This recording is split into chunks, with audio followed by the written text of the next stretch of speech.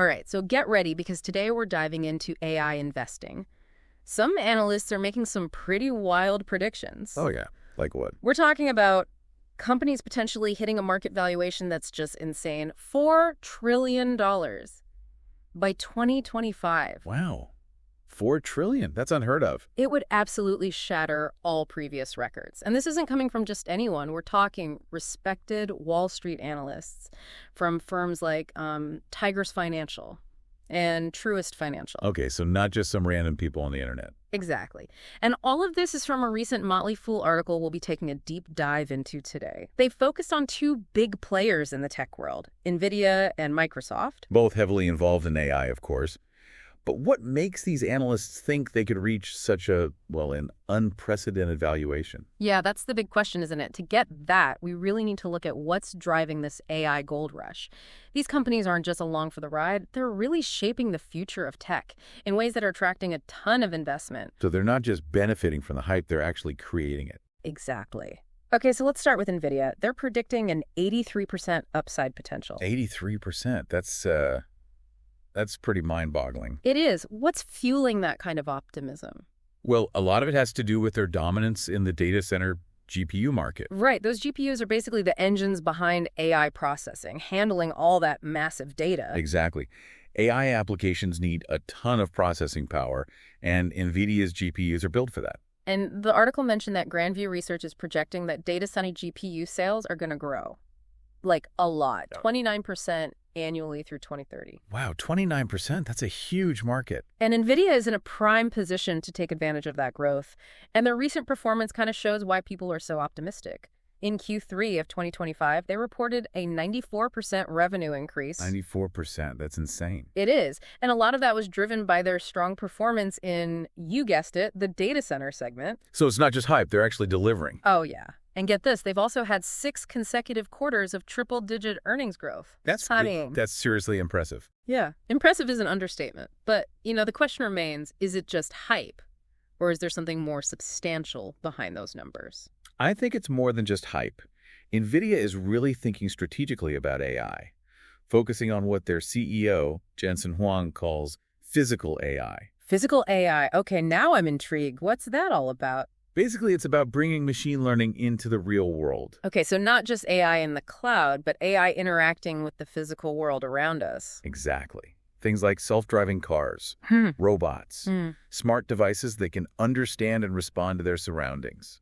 So, truly smart devices, seamlessly integrated into our lives. Yeah, and NVIDIA's making that happen. They're going all in on physical AI with a full-stack approach, providing the hardware, the GPUs, but also developing the software and processors needed to make it all work. So they're not just providing a piece of the puzzle, they're building the whole thing. Right. That's a pretty powerful position to be in. It is. But their current valuation is at 45 times adjusted earnings. That seems a little high, doesn't it? Especially with their projected earnings growth of 50% over the next 4 quarters. Wouldn't that mean it's already priced in? Well, at first glance, it might seem that way. However, that results in a PEG ratio of less than 1. And what does that mean exactly? Well, a PEG ratio of less than 1 traditionally indicates that a stock is potentially undervalued, even with a high growth rate. So even with that impressive growth, there might still be room for Nvidia's stock to climb. Some analysts seem to think so, and some are really bullish on Nvidia. Dan Ives, for example. He sees a $1 trillion opportunity for Nvidia in both self-driving and robotics, A&D, in accelerated computing and generative AI. He thinks Wall Street is way underestimating Nvidia's earning potential. Wow. So we're talking about a company that's already doing incredibly well, but some experts believe they're just getting started. Makes you wonder if they could really hit $5 trillion.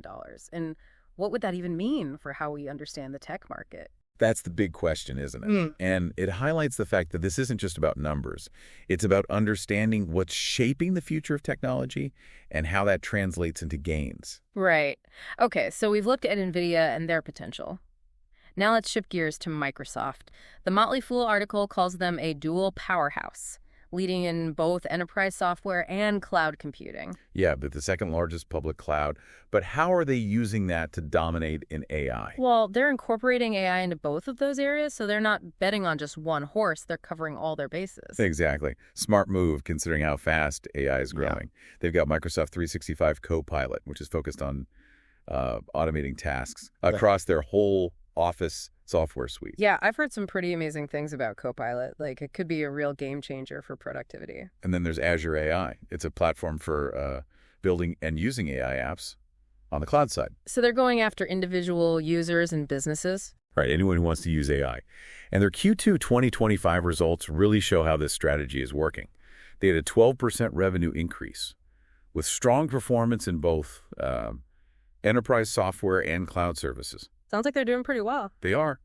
But they did release guidance for Q3 that wasn't as high as Wall Street was expecting, caused their stock to drop 5%. So even a giant like Microsoft isn't immune to the market getting spooked. Shows how closely everyone's watching the AI space. For sure. Investors are looking for proof that these companies can turn their AI innovations into, well, actual profits. Makes sense. But even with that little dip, it's pretty amazing how quickly Microsoft's AI products are taking off. It is. The article said they hit a $13 billion annual revenue run rate from AI, and that's the fastest any of their product categories have ever reached that. Shows how effectively they've been able to use their existing infrastructure and their huge user base to push their AI stuff. It's not just some side project for them. It's core to their business now. Their CFO, Amy Hood, even said that 13 points of their 31% growth in cloud services came directly from AI products. So AI is really becoming a core part of their growth. Yeah. But, it's important to mention that some people think Microsoft stock is kind of expensive, even with all this success. Yeah, it is trading at 33 times earnings. And they're only expecting earnings growth of 10% over the next 4 quarters. That puts their PEG ratio above 3. Isn't that a sign that the stock might be overvalued? It can be, yeah. Yeah. But there's another side to consider.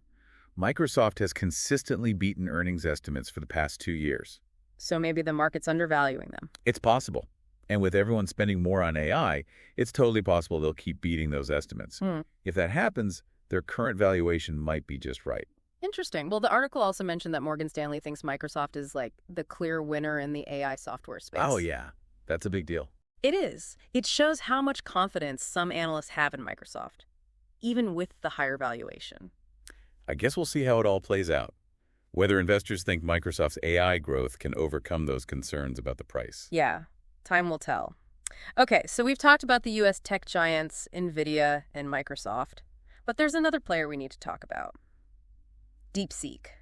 Ah, the Chinese AI startup, the one that's been in the news lately. Right, they were able to train a really advanced AI model on a pretty small budget, way less than what companies in the U.S. are spending. That's definitely got people talking. Makes you wonder if it could change the whole game. Yeah, like, does this mean the landscape is shifting? Could we see more competition from companies like DeepSeek getting amazing results without spending a fortune? It's something to think about for sure. DeepSeek's success could mean that you don't need massive amounts of money to make big advances in AI. So it's not all about who has the deepest pockets anymore. Exactly. We might see smaller, more agile players making a real impact in the AI world. That's a really interesting thought. But the article did say that even with what DeepSeek has done, analysts are still confident in Nvidia and Microsoft's potential. So they don't think DeepSeek is a threat. Maybe not yet. I guess their take is that DeepSeek's success, while impressive, isn't going to change the trajectory of U.S. AI investment. So is DeepSeek just a blip on the radar or the start of something much bigger?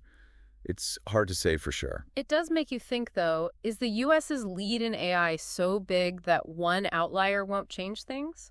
Or are we underestimating how much disruption is possible? Big questions. Yeah. And ones we need to think about as we look at where AI is going. I feel like we've gone way beyond just looking at a couple of stocks. This is turning into something much bigger. That's what's great about these deep dives. It's not just about getting the facts. It's about connecting them, seeing the big picture, and figuring out what it all means. Right. We started with Nvidia's hardware and Microsoft software. Then we got to physical AI, and now we're talking about global competition? Crazy. And it all leads back to the biggest question.